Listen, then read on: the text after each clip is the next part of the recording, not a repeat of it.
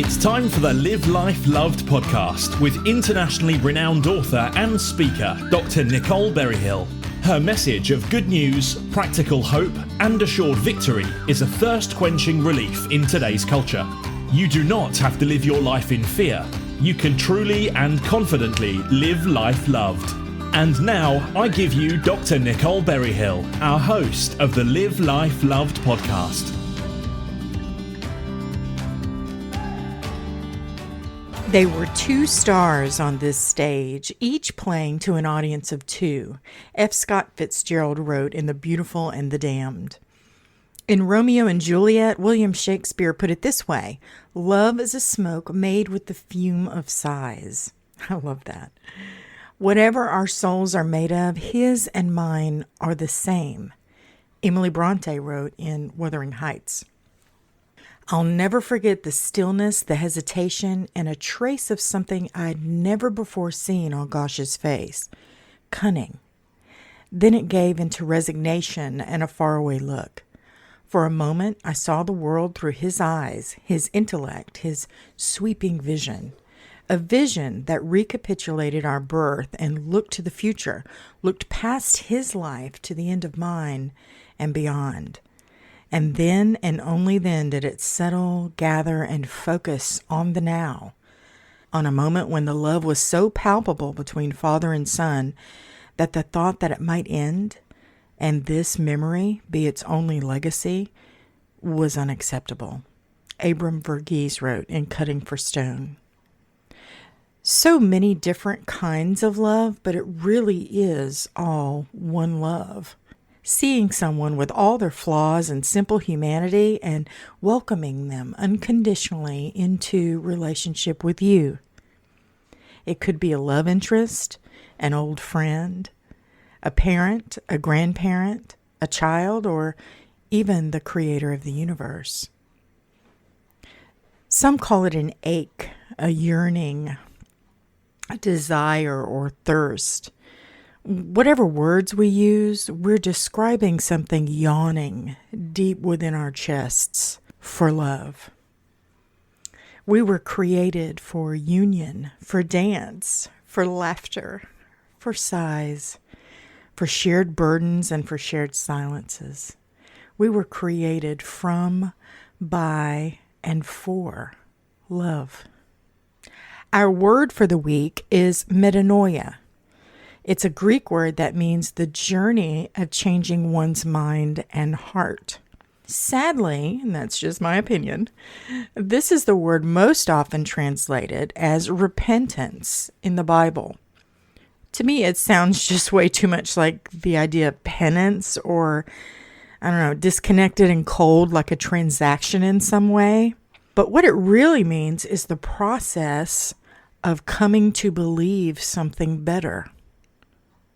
It's what Jesus actually invited us into, a journey of mind and soul renewal. I'm inviting you on that journey too.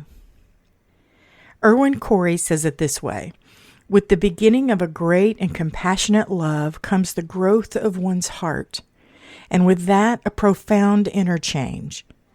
The way to opening the mind is often first through the heart. And once the mind and heart are open, so many things become possible. Every day, God invites us on the same kind of adventure, writes Bob Goff. It's not a trip where he sends us a rigid itinerary. He simply invites us. God asks what it is he's made us to love, what it is that captures our attention, what feeds that deep, indescribable need of our souls to experience the richness of the world he made. And then, leaning over us, he whispers, "Let's go do that together." What if I tell you it's all so much better than we were led to believe? You are truly and deeply loved by the Creator of the universe. In fact, you're so truly loved and precious that he couldn't even imagine creating a universe without you in it. If you don't buy into the idea, I just invite you to follow along with me for a while and embrace the uncertainty for now. Some of the most beautiful chapters in our lives won't have a title until much later in the story. It's listener question time on Live Life Loved podcast with Dr. Nicole Berryhill. Let's see what we have today. Okay, so I picked this week's listener question for one reason and one reason only. It was super brave. If you have a question you'd like me to consider for a future episode of Live Life Loved, send it to desk@NicoleBerryhill.com or send it as a private message via Twitter or Facebook at Dr. Berryhill. Oh, Instagram too. Same handle. I look forward to hearing from you, truly. Okay, so Kevin in Nashville asks, how can I live my life loved? And he used air quotes there, love that. If I don't see or feel real love in my everyday life. Compassion, yes. Generosity, yes. But I don't know if I've ever experienced real love with the exception of my grandparents. I only see people relying on me for something to varying degrees, especially in romantic relationships. Why can't I love? So brave. Okay, first off, let's take a moment to appreciate the fact that he used the word love there at the end as a verb. And it is. So he gets it on a fundamental level. He's just not experiencing it, or perhaps not allowing himself to be vulnerable enough to experience it. In my response to this super brave question, please note, I'm relying heavily on a perfectly crafted paper by Dr. Randy Gunther, published in Psychology Today in 2014, which addresses this very issue spectacularly. Most people seeking relationships are looking for true and lasting love. They want to find that special person who will meet their deepest expectations while loving them equally in return. When they try over and over and can't seem to find what they're looking for, they continue to work on self-improvement and try harder to understand the moving earthquake that is the dating playing field. On the other end of the rainbow are those people who seem to easily find partners who want to be in committed relationships with them. They don't seem to have to try very hard to attract partners they want. They usually think of them as beautiful people whom everyone agrees are valuable. In fact, most of them are very typical people in many ways. However, they do have some unique observable personality characteristics and behaviors that set them apart. They come across as independent, contained, confident, and unneedy. Sometimes their outward behavior is an accurate representation of who they are. They may be the lucky subset of humanity that has just been born lucky to have attributes that have always been valuable to others, along with upbringings that have nurtured those qualities. However they came to be, they are the successful in love individuals who easily find partners and often form successful long-term relationships.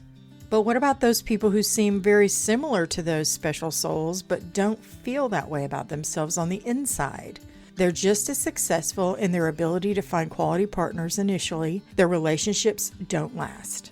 Despite many promising beginnings, they're more likely to easily secure a new partnership, but end up having many sequential ones that do not last. Underneath that posture of secure poise, they're people who cannot allow their partners to penetrate their vulnerable emotional barriers. They can give love out, but they can't let it in. In the early months of every intimate relationship, the new partners of people who can't take love in feel they have scored a great person, someone who gives easily but doesn't seem to require much in return.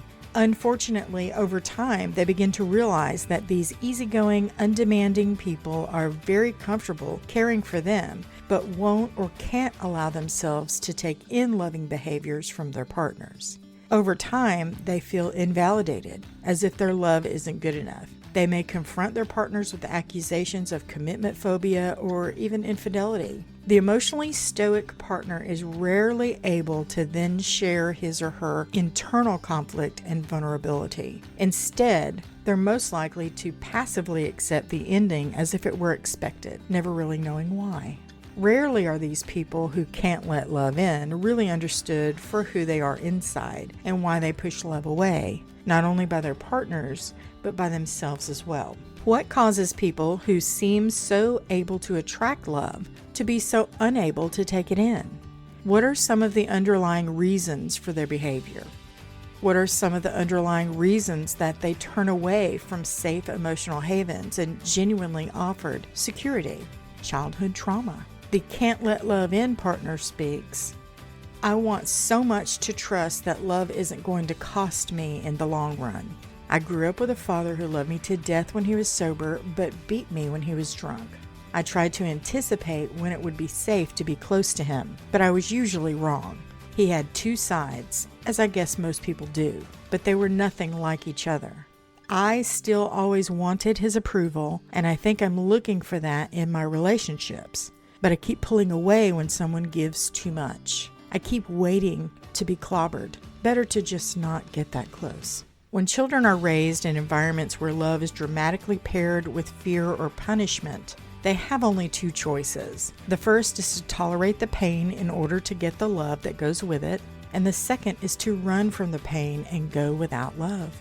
Initially, these children just stay immobilized like a deer in the headlights and hope that things will resolve. Over time, they learn to attract love but then run before the inevitable damage occurs. They cannot face the price of a potentially negative surprise. These children grow into adults who expect that love will eventually become painful.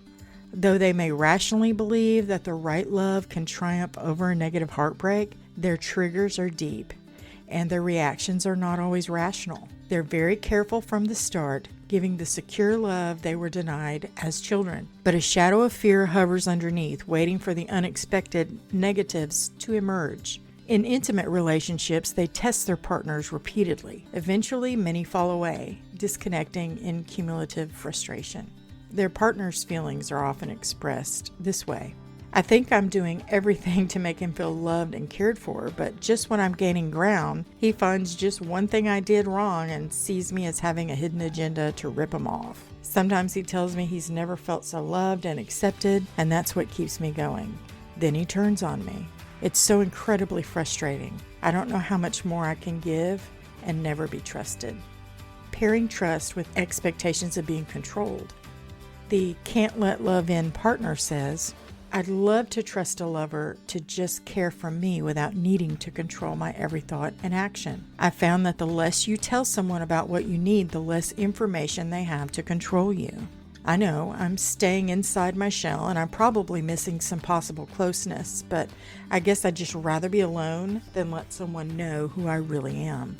Every time I've let a partner really see what really makes me happy or sad, he for sure will use that against me later when he wants something I can't give him.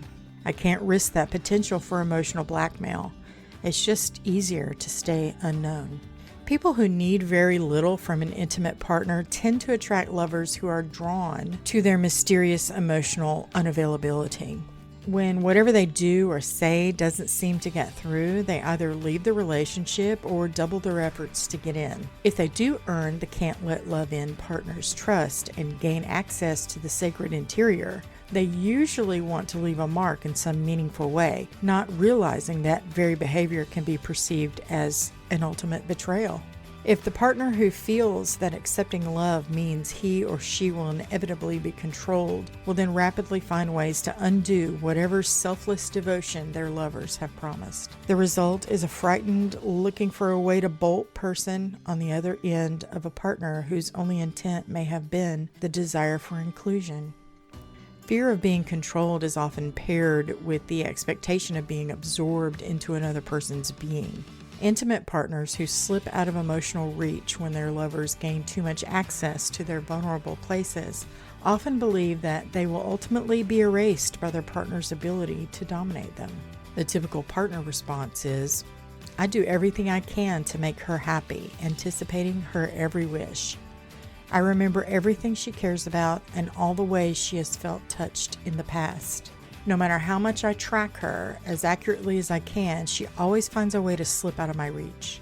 I'm either too late, wrong about what she needs, or facing someone who tells me I'm trying too hard and it's a turnoff. I end up feeling like a control freak when all I really want is just to be closer. What's wrong with someone who will never trust you enough to let them in, no matter what you do, to prove you're not going to hurt them? Fear of being trapped by obligation. The can't let love in partner says, I like to be the giver in a relationship. That way I never owe anyone anything. I feel like running whenever anyone tries to make me feel like I'm obligated to do or feel something I don't want to. I hate it when my partner thinks that she gave me so much that it's my turn to sacrifice for her, and I haven't even asked for what she gives me. I've let girls give me a lot in the past, especially when they're fun to be with. Sure, it feels good at the time, but just wait until the emotional credit card is full. You're going to pay eventually for accepting what they told you was free. Better just let the debts build up. That way you can always get out if you have to without feeling guilty. Some people are so fearful of being trapped by owing too much that they will not let their partners ever give more than they can easily return. Whatever caring or gifts their partners offer, they have to top them. Whatever kindness their partners extend, they best them by finding more ways to care. If they need something and their partner wants to negotiate a reciprocal deal, they just give up that need or pretend it doesn't matter. They make absolutely sure that their partners are the ones who get more than they do out of every relationship, so they never feel trapped by owing. These are people who have often been burned in prior relationships from people who use coercion, guilt, or threats to keep them in a relationship. They unknowingly accepted a showering of attention and interest only to find out later that those behaviors were attached to entitlements that partner had not been honest about. The partner responds, he's impossible to please. When I get him his favorite shirt, he tells me he already has enough of them. When I make him his favorite meal, he tells me that he'd rather go out to dinner and then eats what I made for him for leftovers the next night. He never lets me feel that what I give is really important to him, even though he seems to really enjoy it at the time. I feel I'm a fair person, and I know I've never taken advantage of him, but he makes me feel like I'm out to get him no matter how hard I try to show him that I'm not that way. I feel I'm on the other end of an escape artist, scared of losing themselves in a relationship. The can't let love in partner speaks. Every time I've let a guy in too far, he tries to change who I am. It's like I'm some sort of project that attracts puppeteers. Of course I want to be loved, doesn't everyone?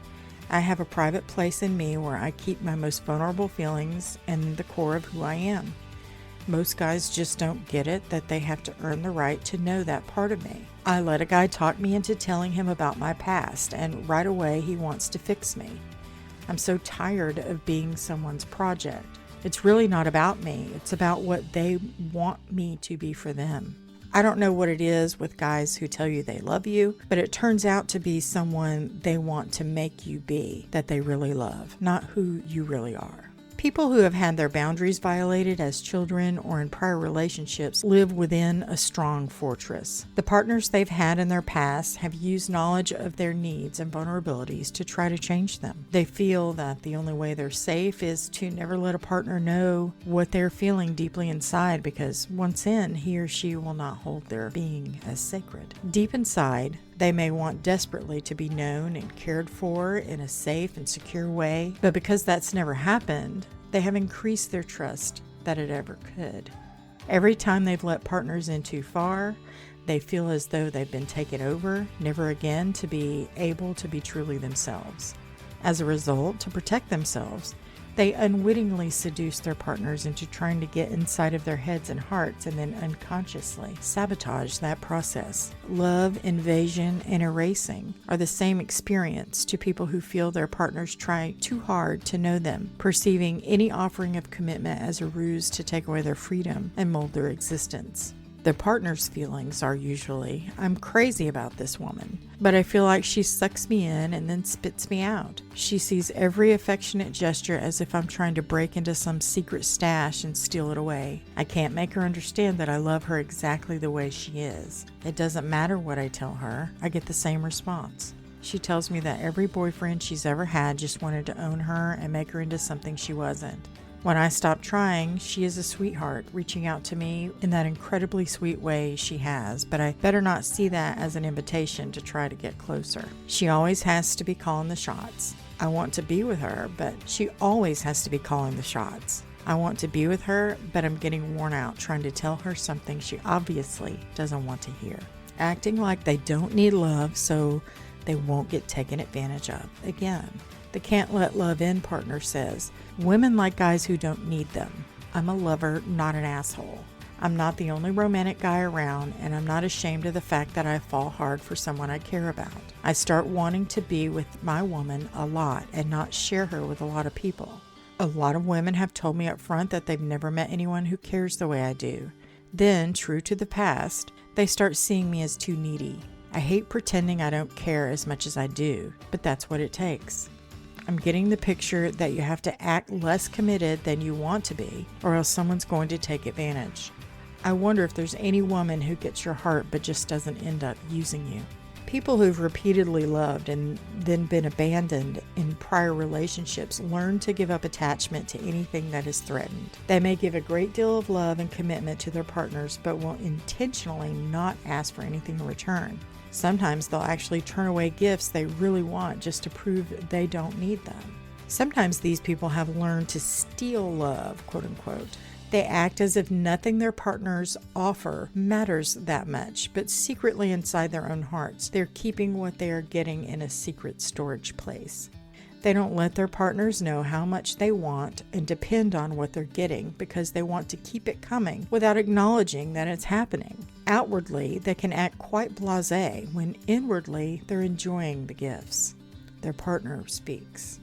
I know deep inside that he wants me to love him, and if I act like it's no big deal, he even lets me indulge him in the things I know he needs. But he will never tell me that he appreciates it. I can't figure it out, and it drives me crazy. I know how much he needs me because when I haven't been around, he kind of complains in an offhanded way. I bet that if I disappeared, he'd act like it wouldn't be a big deal to him, but I know he'd miss me. I sometimes catch him smiling at me when I'm almost asleep, like he really does love me, but I never let him know I see. I wish he wasn't so afraid of being honest about wanting my love, but I guess pretending is the only way he knows how to be. Not being able to sustain prolonged intimacy is also an issue. The can't let love in partner would say, I've always been the kind of woman who likes passionate surface relationships. I don't want to be close like other women do. I have a lot of other people I like to spend time with, and I like to be alone and just indulge myself in whatever I want to do. So many guys want to own you and get pissed when you aren't available. I can't be owned that way by anyone. Guys tend to fall all over me, and I keep telling them that I don't need their devotion or material things. My style is to give it everything I've got and to get out when it's not fun anymore. It's more exciting and less costly that way. My friends tell me I'm too much like a guy, but I don't buy it. I think women are too stereotyped. We can like the good stuff without the commitment and expectations too. There are many people who enjoy the initial phases of relationships but have no desire to create a long-term relationship. They don't need offers of love or commitment and are often put off by them. More of them are men, but there are women who feel the same way.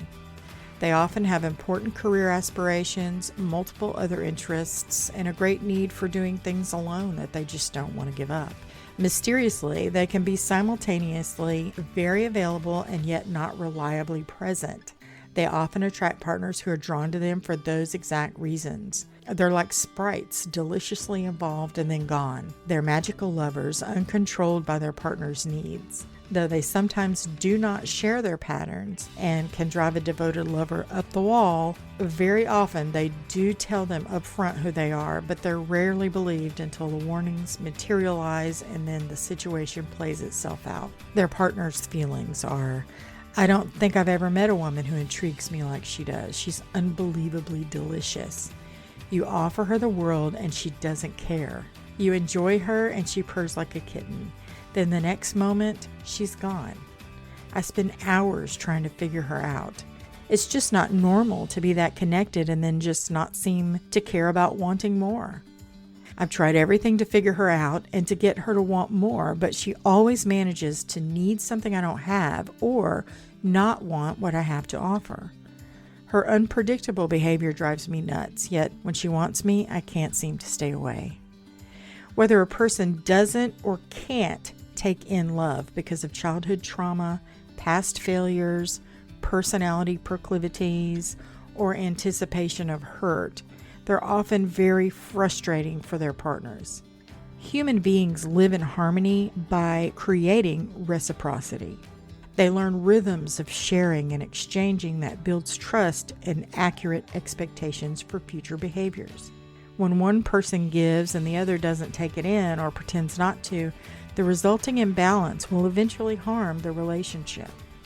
If you're a person who cannot let love in, like Kevin from Nashville, you can change your responses. The first step is to recognize what you're doing and to understand how you gave up your right to take love in. The second is to share those underlying reasons and your desire to change the role you're playing with your current partner if you're in a relationship. The third is to gently challenge your old behaviors as you observe them happening, choosing instead to observe how you're feeling as they occur and choosing to take a more transforming path. As your interactions become more authentic, you'll feel the joy of living your life without the need to protect yourself by keeping love away. Kevin, I hope that was helpful for you. Everyone else listening, I hope we can all respect the bravery it took for Kevin to ask that question, and I hope that my response was helpful on several points, because it's really not all just one answer. We all have different backgrounds, different upbringings, different life experiences we bring to the table. So I try to offer a few scenarios. Maybe they'll help. But at the end of the day, just remember, vulnerability does not equal weakness. Being judicious and thoughtful about people you engage in relationship with, of course, is everyone's right move. But once you have established some kind of relationship and trust, vulnerability is not weakness. Vulnerability is peeling away the shell to get to the good stuff. And with the right person, that's a shared adventure. I hope that this has been helpful, and I want to thank you so much. That's it for this week. So until then, may the road rise up to meet you. May the wind be always at your back. May the sun shine warm upon your face and the rains fall soft upon your fields. And until we meet again, may God hold you in the palm of his hand. Thank you for tuning in. You've been listening to the Live Life Loved podcast with Dr. Nicole Berryhill. Be sure to subscribe, like, and share over your social media to help spread the love. Be sure to sign up for the free Live Life Loved newsletter today at nicoleberryhill.com for bonus weekly content to help you live your life loved.